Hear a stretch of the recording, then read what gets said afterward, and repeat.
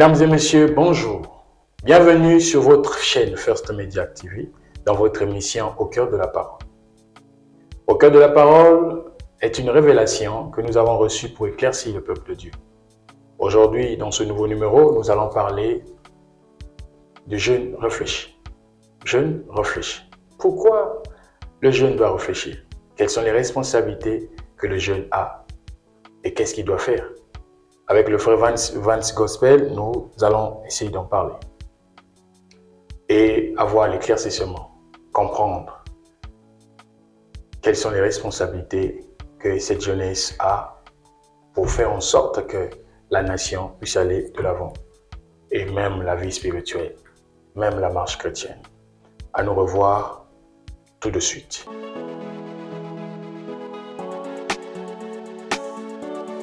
Bonjour le frère Vance. Bonjour. Comment vous allez? Ça va et vous? Et moi, ça va également. Je suis vraiment content et vraiment très content de vous voir sur notre plateau. Moi de même. Et frère Vance, par la grâce de Dieu, Dieu m'avait convaincu de vous inviter et d'avoir votre éclaircissement au sujet de jeûne qui réfléchit. Qu'est-ce que vous entendez ou qu'est-ce que vous pouvez dire par rapport à ce sujet-là? Ça vous dit quoi, jeûne réfléchi?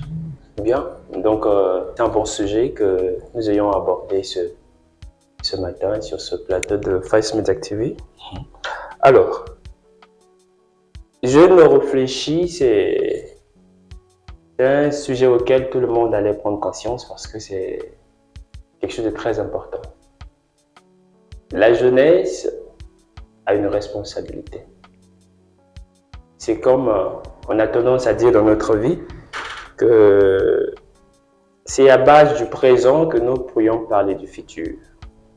Donc s'il faut peut-être transmettre cette phrase par rapport à notre sujet, je dirais que c'est par rapport à la jeunesse que l'on peut parler de l'avenir d'un pays ou encore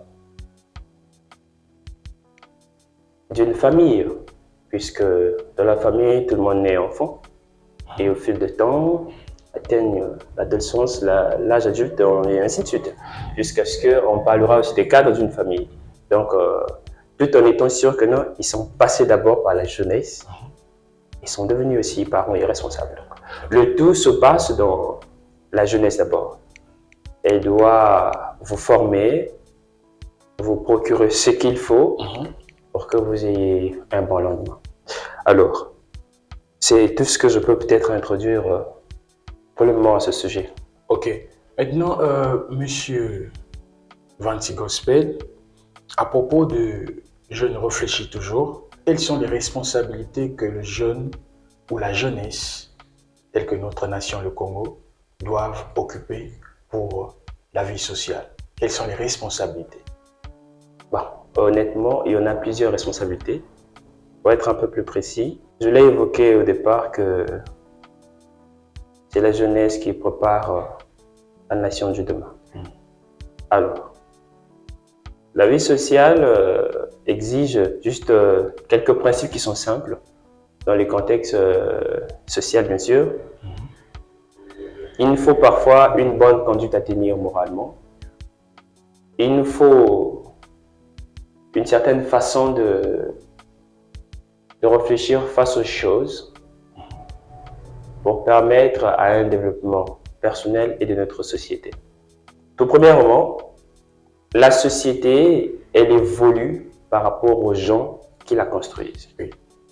Et la société, quand on parle d'elle, on voit aussi la jeunesse. Yes. Et donc, ce que le jeune est censé faire par rapport à la société actuelle et l'état de vie actuel, le jeune devrait se rendre compte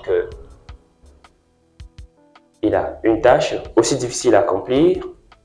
Actuellement, nous faisons face à l'immoralité et à plusieurs choses. Mais le jeune qui réfléchit, c'est celui-là qui devrait en fait voir. Quand le monde part de ce sens-ci, qu'est-ce que moi je dois construire personnellement? Pour essayer un peu de vous donner encore l'idée de ma question, pourquoi le jeune doit réfléchir? Pourquoi le jeune doit réfléchir? Dans la vie sociale. Le jeune doit réfléchir dans la vie sociale puisque, d'abord, le lendemain, c'est de lui qu'on doit parler. Les vieux actuels ont fait leur époque. Il fut des jeunes. Et ce sont des jeunes actuels qui donnent l'image de notre manœuvre. Alors, le jeune doit réfléchir parce que, grâce à lui, nous pourrions connaître beaucoup de choses. Grâce à lui, la moralité du peuple congolais peut s'orienter à ce qui est bien. Donc, le jeune a intérêt à bien réfléchir parce que c'est lui qui représente le Congo de demain. Yes. Ok, d'accord. Maintenant, Monsieur Vance Gospel, est-ce qu'il y a-t-il un âge donné que le jeune doit réfléchir? Tel que, à quel moment le jeune doit réfléchir? Bien. Parce que nous voyons aujourd'hui que déjà la vie sociale nous montre qu'à l'âge de 18 ans, le jeune est déjà responsable. Il est déjà grand, mature, il peut aller vivre ailleurs seul. Donc, en un mot, le jeune a déjà cet état d'esprit qu'il peut vivre indépendamment. Est-ce que c'est à l'âge de 18 ans que le jeune doit réfléchir ou bien au-delà ou avant par rapport à votre compréhension, par rapport à votre connaissance, bien sûr? Très bien sur la question. Bon, ce qui est là, c'est que je veux dire que je dirais que pour avoir une bonne réflexion et une bonne morale, cela n'a rien à voir en particulier avec l'âge. Rien à voir en particulier avec l'âge. Parce que pour ceux qui lisent la Bible, qui sont chrétiens, je vais essayer de prendre un exemple un peu léger. Tous nous connaissons l'histoire d'Ozias. Ozias fut consacré roi. On l'a mis au trône à l'âge de 16 ans. Je vais peut-être essayer de prendre le verset pour aider d'autres personnes pour ne pas s'asseoir que c'est une histoire inventée. Yes. Je vais un peu utiliser ma Bible numérique que j'ai sur moi pour aider un peu la compréhension à ce niveau. Et donc, c'est dans le livre des 2 Chroniques, chapitre 26, du premier verset à 3. On dit: tout le peuple de Juda prit Ozias, âgé de 16 ans, et l'établit roi à la place de son père, Amathia.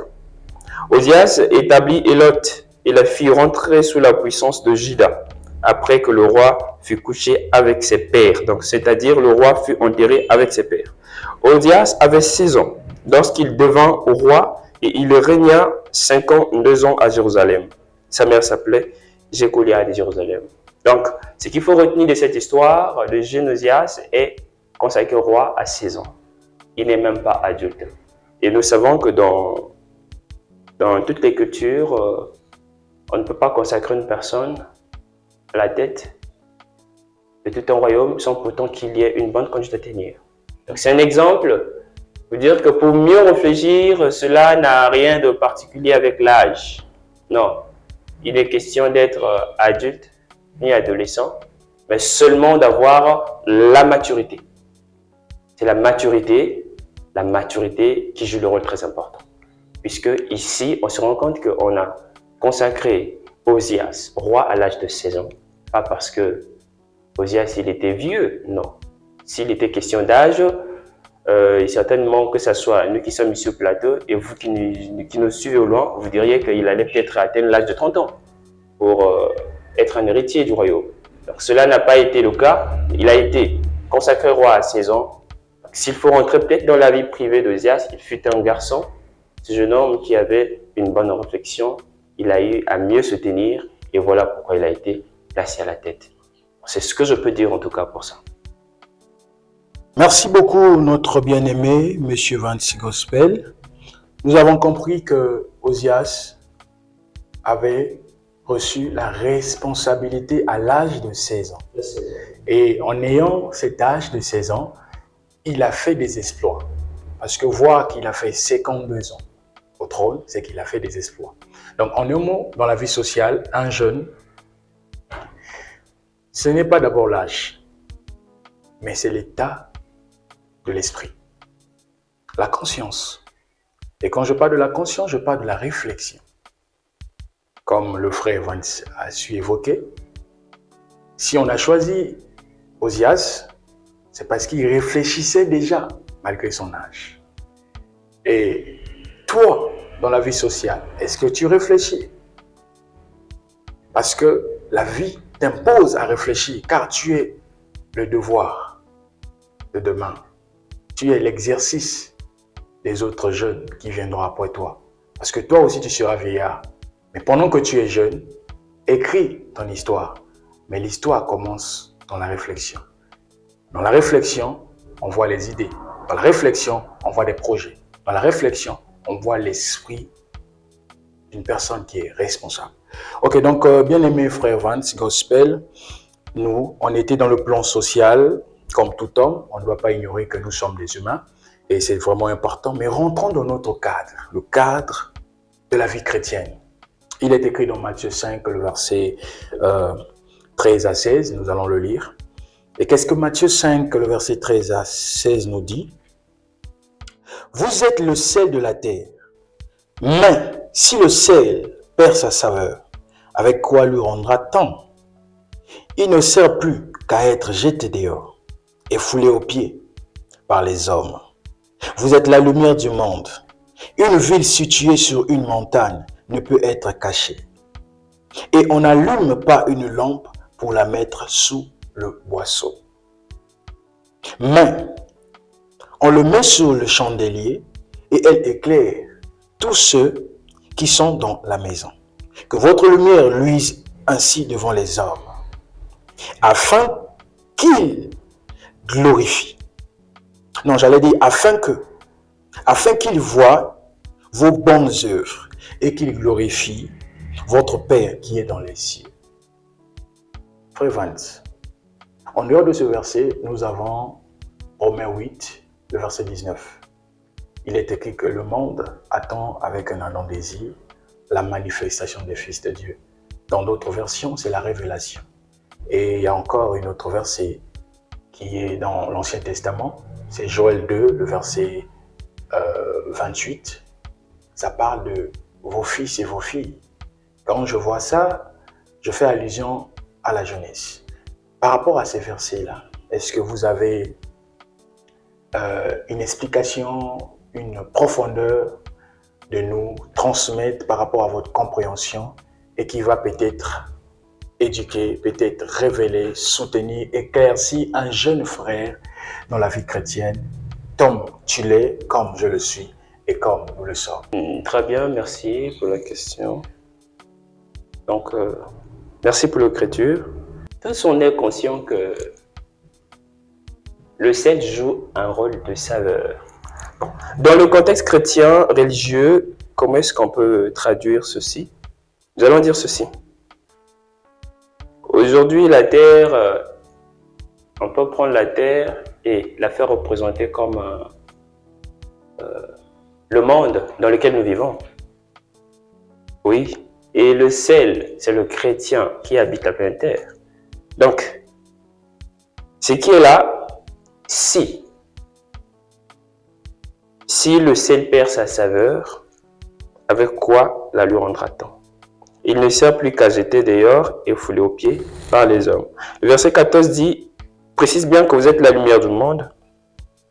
Une ville située sur une montagne ne peut être cachée.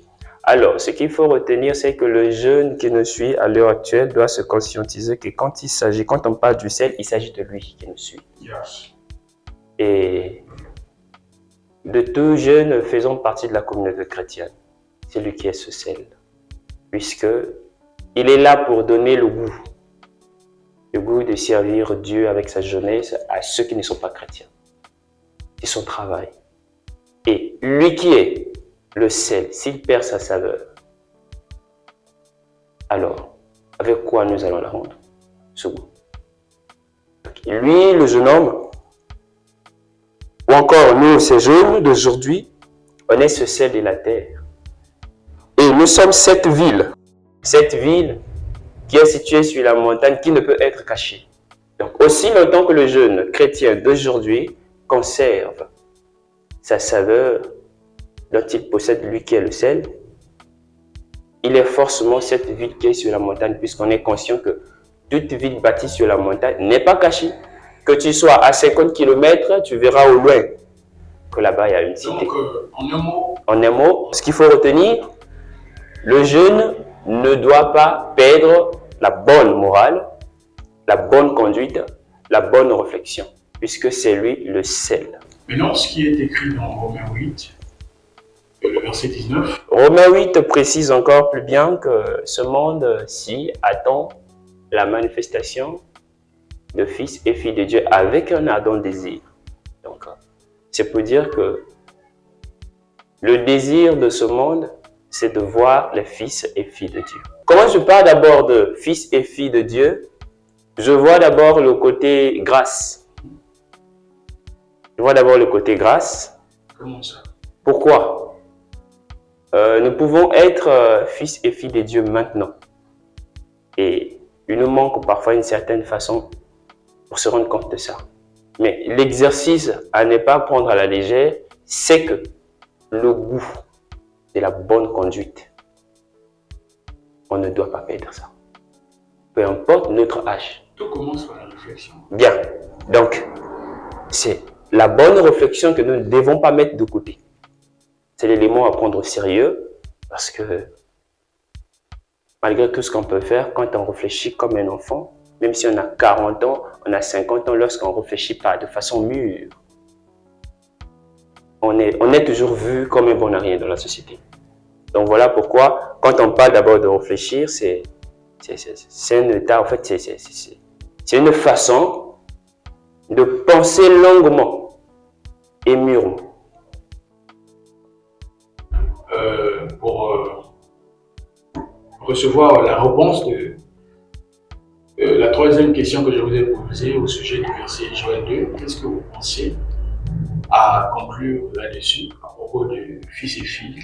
À propos de fils et filles de Dieu, oui, le Seigneur en a fait une promesse que les jeunes gens devraient recevoir. En fait, c'est même mieux précisé, les jeunes gens.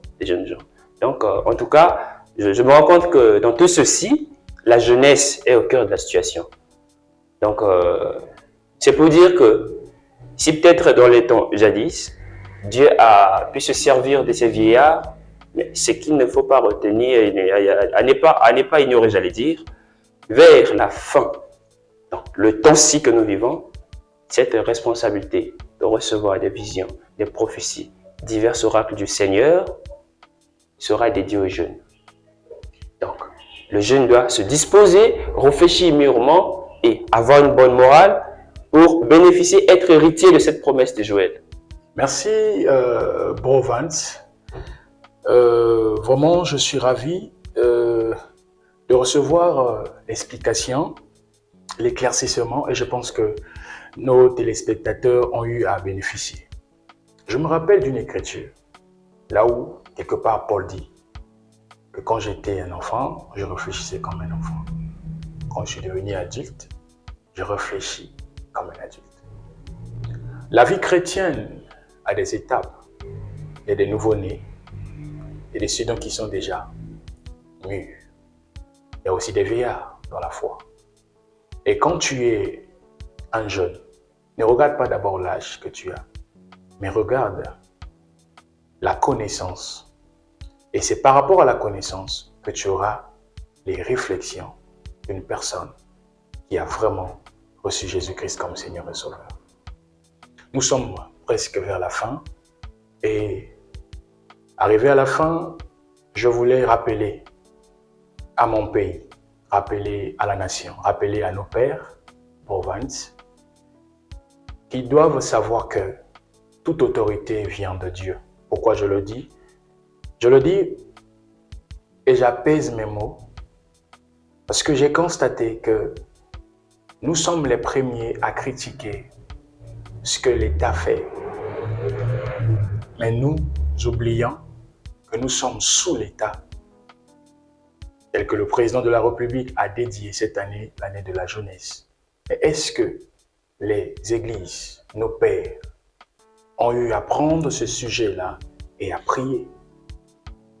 Parce que moi, je suis conscient, étant congolais, né au Congo, je vois que le président Denis Sassou Nguesso est en train de travailler. Il travaille pour sa nation, il travaille pour son pays. Mais pour ceux qui sont spirituels, pour les chrétiens, normalement, on devait soutenir cette vocation. Parce que c'est lui le père de la nation. Quand le père donne une vision, vous les enfants, vous devez soutenir la vision et prier pour ça. Est-ce que nos pères, est-ce que dans les églises, on prie pour ce sujet-là? Et néanmoins, c'est triste. Vous allez voir que les chrétiens, les mêmes chrétiens sont là en train de pleurer en disant qu'il n'y a pas les boulots, il n'y a pas le travail, le pays est au chômage. Or que si on pouvait prendre la vision du président, du chef de l'État, prier pour ça, je crois que Dieu va ouvrir les portes. Du coup, dès aujourd'hui, humblement, je souhaiterais que quand le chef de l'État s'élève pour déclarer, annoncer le début de l'année pour la nation, c'est aussi l'occasion pour nous, les chrétiens. Je parle particulièrement au Père, de prendre ce sujet-là, de le donner à l'Église et de prier pour ça. Et je pense que le Congo sera béni parce que l'unité, c'est la gloire. L'unité nous emmènera quelque part. Dieu est fidèle. Dieu est fidèle et il restera fidèle. Donc, notre bro Vance, nous sommes vers la fin et j'aimerais que vous disiez un mot de la fin par rapport à ce sujet. Qu'est-ce que vous avez compris et qu'est-ce que vous pouvez conseiller aux jeunes et qu'est-ce qu'ils doivent faire pour rendre gloire à Dieu dans la vie sociale et dans la vie chrétienne? Et donc, merci. Ce que je vais essayer de dire, je pense que nous sommes à la fin, oui. Je voudrais que je vous partage un peu cette petite écriture qui servira du résumé de ce qu'on a peut-être abordé. Donc, je vais lire le livre de Chroniques, chapitre 10. De Chroniques, chapitre 10. Je prends le premier verset. Roboam se rendit à Sichem, car tout Israël était venu à Sichem pour le faire roi. Lorsque Jéroboam, fils de Nabat, eut des nouvelles, il était en Égypte, où il s'était enfoui loin du roi Salomon. Il revint en Égypte, on l'envoya appeler. Alors Jéroboam et tout Israël vint vers Roboam et lui parlèrent ainsi. Ton père a rendu notre joug dur. Maintenant allège cette rude servitude et les jours pesants que nous a imposé ton père, et nous te servirons. Il leur répondit, revenez vers moi dans 3 jours. Et le peuple s'en alla.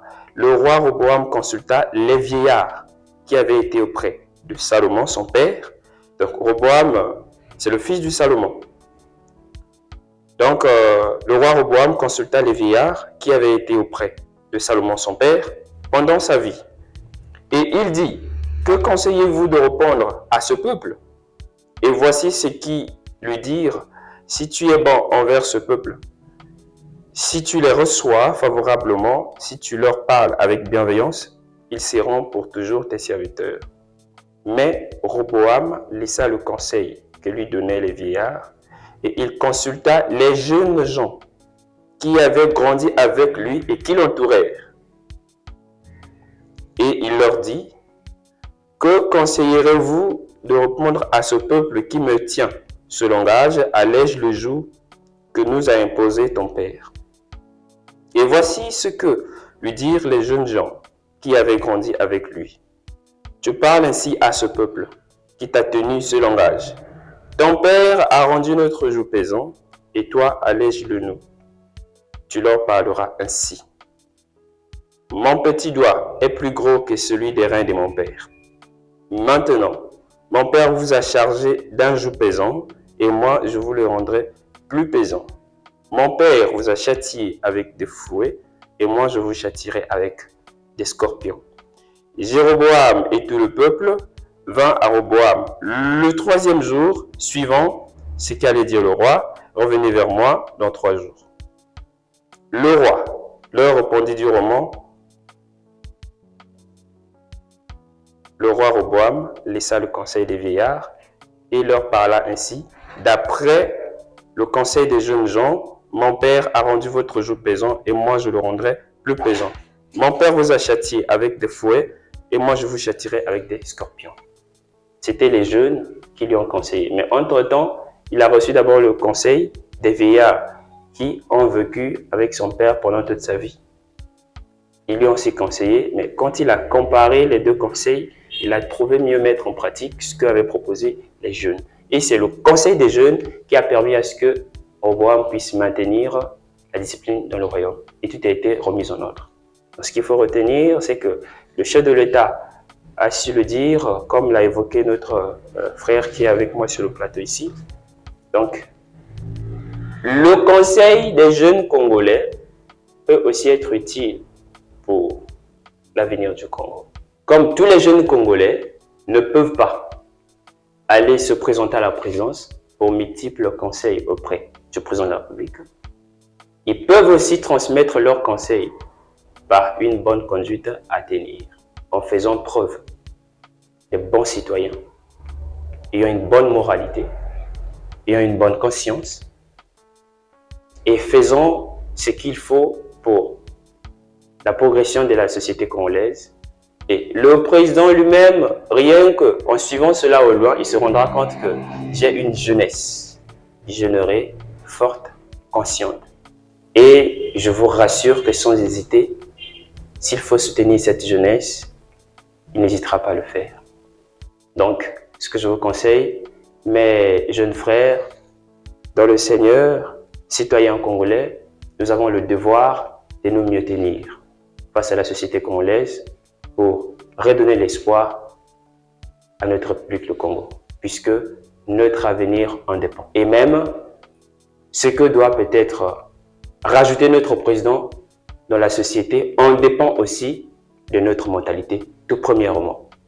Et donc, ce qu'il faut retenir, prenons notre responsabilité, la jeunesse, en main. Réfléchissons de façon que ça soit une manière de séduire notre président pour la réussite de cet État. En tout cas, je vous remercie. Merci, Bro Vance. En tout cas, c'est pour moi une bénédiction de vous recevoir sur notre plateau First Mediac.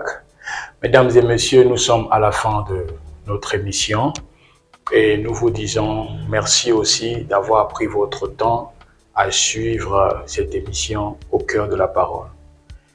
On était vraiment décidé à faire passer le message pour tous les chrétiens, à savoir que la réflexion, Dieu en a besoin, car nous sommes dans la génération de la réflexion. Même le Saint-Esprit aime la réflexion, parce que dans la réflexion, on voit la méditation. Que Dieu vous bénisse. Shalom. Bye. Bye.